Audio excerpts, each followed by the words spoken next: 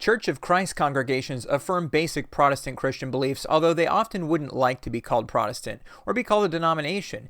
Typically, they view their congregations as just the modern-day representation of the church of the first century. The Bible is believed to be inerrant, and there's a strong belief in the Bible alone, no creeds or confessions. Despite that, Church of Christ congregations do have certain beliefs that they all affirm. They have two ordinances. First, baptism, which is by immersion for believers and taught as being the time one receives forgiveness of sins and salvation.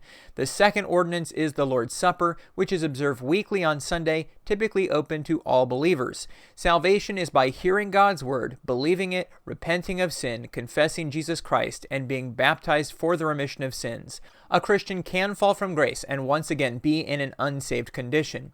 There are actually at least two branches of the movement that are relatively separate. The one we're talking about is called Churches of Christ, but there's another similar group called Christian Churches and Churches of Christ. The Churches of Christ have only a cappella music in worship and hold a principle that things that the Bible doesn't explicitly approve for worship should be avoided, while the Christian Churches and Churches of Christ allow instrumental music and other things in worship that the Bible neither explicitly approves nor forbids.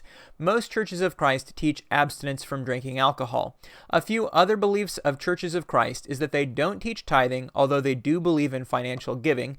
They don't have formal church membership where a person joins the church, and on end times they hold to the amillennial view. Churches have elders that govern and deacons who have a role of service to the church. Women may not be preachers. There are around 13,000 Church of Christ congregations in the United States. One thing that Church of Christ congregations are very strict about is being autonomous. Unlike denominations with Presbyterian or Episcopal polity, there's no overarching authority, no central organization. That's called congregational polity. In fact, there's another denomination that held to this core tenet so strongly that they took their name from it, the Congregationalists. Click over to the next video for a quick overview of Congregationalists, or if you want to find out more about the Church of Christ, click here.